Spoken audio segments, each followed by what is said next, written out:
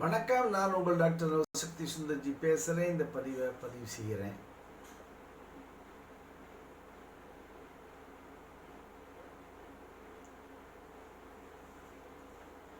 இந்த வாஸ்து பற்றி போன பதிவு ஒரு 2-3 பதிவுகளுக்கு முன்னால் நான் பதிவு செய்திருந்தேன் வாஸ்துவை பற்றி. இதில் சிலர் என்னிடம் தனிப்பட்ட முறையில் எனக்கு ரொம்ப என்னுடைய கிளையண்ட்டாக இருக்கிறவங்க சில பேர் சில கேள்வி எழுப்பினார்கள்.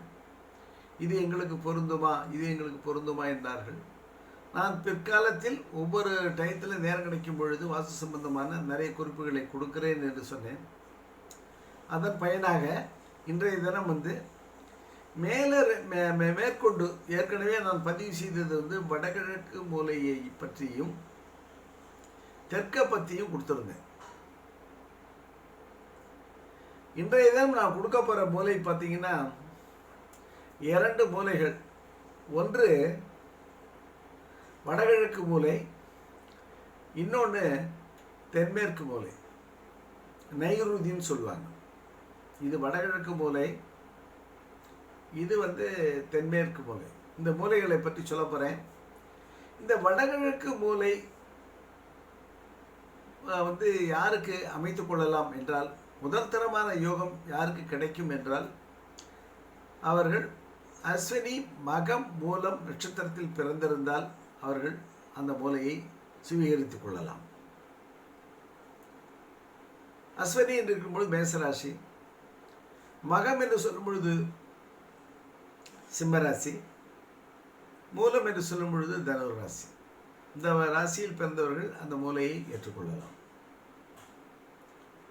இரண்டாவது, இந்த மூலையை வாங்கி அனுபவிக்க வேண்டும் என்ற எண்ணம் கொண்ட நபர்கள் ஃப்ரீக்வெண்ட்டாக வீட்டை விட்டு தன்னுடைய உத்தியோகம் ரீதியாக இவர்கள் வெளியில் சென்று வருபவர்களாக இருக்க வேண்டும். வீட்டிலேயே அமர்ந்து வேலை செய்யக்கூடிய ஒர்க் ஃப்ரம் ஹோம் அப்படின்ற நிலையில் உத்தியோகம் அமைந்திருந்தாலும், இல்லை வீட்டிலேருந்தே தன்னுடைய பணியை செய்பவர்களாக இருந்தாலும், வீட்டை விட்டு வெளியில் செல்லாமல் வேறு எந்த பயணத்தையும் மேற்கொள்ளாமல் வீட்டிலேயே இருக்கக்கூடிய வயோதிகர்களாக இருந்தாலும் சரி, அவர்கள் இந்த மூலையை, அதாவது வடமேற்கு மூலையை அமைத்துக் கொள்வது தவறாக முடிந்துவிடும்.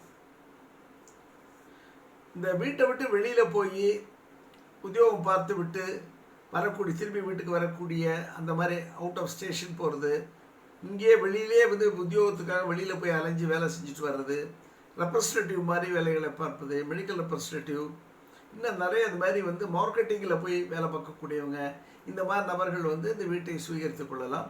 ஒர்க் ஃப்ரம் ஹோம் செய்யக்கூடியவர்கள் வடமேற்கு மூலைகளை அவ்வளோ தூரம் ஏற்றுக்கொள்வது அவர்களுக்கு நல்லதல்ல. இவர்களை எப்படியாவது வீட்டை விட்டு கிளப்பி விட்டுரும். அந்த மூலை இவர்களை நகர செய்து விடும்.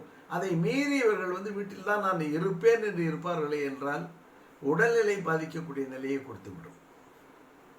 அடுத்தது தென்மேற்கு மூலை. இது ரொம்ப கிரிட்டிக்கலான மூலை. தென்மேற்கு மூலையில் வாசல் வைப்பாங்களா சார்? வீடெல்லாம் அப்படி ஒன்று தென்மேற்கு மூலையில் கட்டி நாங்கள் பார்த்ததே இல்லை அப்படின்னு நீங்கள் சொல்கிறது எனக்கு தெரியுது. போய் பாருங்கள். எத்தனை அப்பார்ட்மெண்ட்டில் ஒரு அப்பார்ட்மெண்ட்டில் ஒவ்வொரு ஃப்ளோரில் பார்த்தீங்கன்னா 4 வீடு 6 வீடு 8 வீடு இந்த மாதிரி கட்டி பெரிய அப்பார்ட்மெண்ட்லாம் கூட இருக்குது. அங்கெல்லாம் போய் பார்த்தீங்கன்னா தவிர்க்கவே முடியாத மூலை பார்த்தீங்கன்னா தென்மேற்கு மூலை. தென்மேற்கு மூலை டெஃபினட்டாக வரும், ஷியோராக வரும்.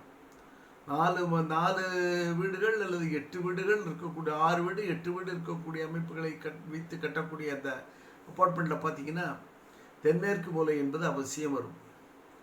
அவ்வாறு தென்மேற்கு மூலை உங்களுக்கு அதுதான் வீடு அமைய போகிறது என்று எடுத்துக்கொண்டால், திருவாதிரை, விஷாகம், சதயம் போன்ற நட்சத்திரங்களில் பிறந்தவர்கள் அந்த வீட்டை ஏற்றுக்கொள்ளலாம். அல்லது ராகு திசை நடப்பில் உள்ளவர்கள் அந்த வீட்டை ஏற்றுக்கொள்ளலாம். சரி சார், ராகு திசை 18 வருஷம்தான் ஓடும், அதுக்கப்புறம் எங்களுக்கு அது அவ்வளோ சௌக்கியமாக இருக்குமா அப்படின்னு சொன்னால், அதுக்கப்புறம் நீங்கள் விட்டுட்டு கூட போகிற மாதிரி நிலைமைகள் கூட உங்களுக்கு ஏற்படலாம். 18 வருஷத்துக்கு அப்புறம் ராகு திசை நடக்கும் பொழுது நிச்சயமாக அது உங்களோடு சேர்ந்து பயணிக்கும்.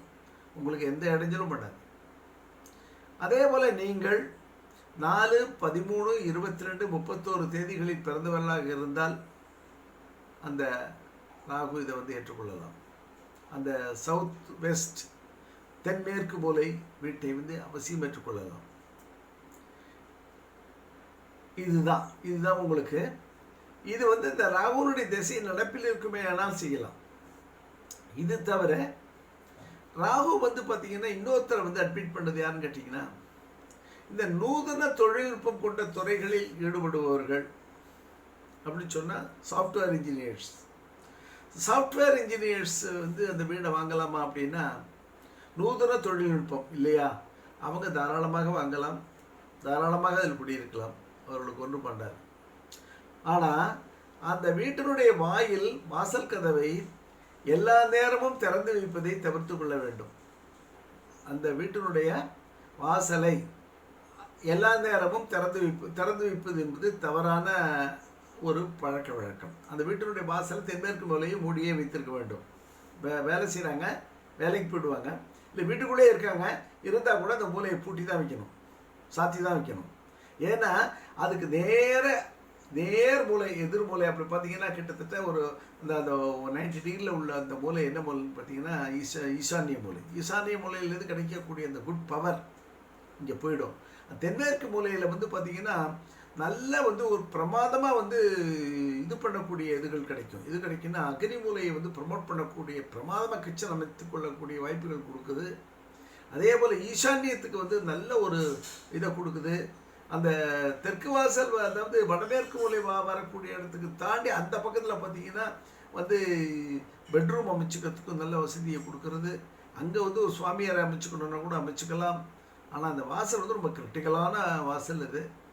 அது வந்து பார்த்திங்கன்னா நான் ஒரு எவ்வளோ காலங்கள், அதாவது வருஷங்களுக்கு முன்னால் வந்து திருச்சியில் வந்து ஒரு பெரிய லாட்டரி சீட்டு ஓனர் அவருடைய வீடு வந்து பார்த்திங்கன்னா வந்து தென்மேற்கு மூலையில் தான் இருக்கும். பெரிய வாசல் கதவே வச்சு வீடே கட்டினார். அது இயற்கையாகவே இந்த ராகு என்பது வந்து அந்த சூதாட்டத்தோட தொடர்பு கொண்டது இல்லையா, அதனால் அந்த இயற்கையாகவே அவருக்கு அமைந்தது. அந்த ராகு மூலை அவரை ஓஹோ என்று கொண்டு போச்சு. லைஃப்பில் பெரிய லெவலில் வந்து பணச்செழிப்பை கொடுத்து பெரிய லெவலில் அவருக்கு அழிச்சுன்னு போச்சு. அந்த மாதிரி ராகு வந்து அப்படி செய்யக்கூடியவர். ராகு பிரம்மாண்டம் இல்லையா, அவரை ஹேண்டில் பண்ணும் பொழுது உங்களுக்கு அந்த ராகு வந்து சாதகமாக இருக்க வேண்டும். உங்களுடைய ஜாதகத்தில் வந்து ராகு சாதகமாக உள்ள நபர்கள் வந்து ஜாதகத்தை பார்த்துட்டு ராகு உங்களுக்கு சாதகமாக இருந்தால் தாராளமாக அந்த வீட்டை நீங்கள் ஏற்றுக்கொள்ளலாம். அந்த வீட்டில் ஒரு பெரிய சௌகரியங்கள் அப்படி தான். விருந்தாடிகள் வந்து பார்த்தீங்கன்னா பர்மனெண்ட்டாக வந்து உங்கள் வீட்டில் வந்து அமர முடியாது அவங்களால. விருந்தாடிகள் வந்தாங்கன்னா விருந்துண்டு விட்டு 3 நாளைக்கு மேலே விருந்தாடிகள் இருக்க முடியாது உங்கள் வீட்டில். ஆட்டோமேட்டிக்காகவே கிளம்பிடுவாங்க. அதனால் உங்களுக்கு வந்து நீங்கள் உங்கள் குடும்பம் இந்த செல்ஃபிஷாக அந்த ஒரு மாதிரி அமைப்போடு ஓடும். அப்படிப்பட்ட ஒரு அமைப்பை கொடுக்கக்கூடியதான் தென்மேற்கு மூலை என்று இந்த சந்தர்ப்பத்தில் கூறிக்கொண்டு நிறைவு செய்கிறேன். நன்றி, வணக்கம்.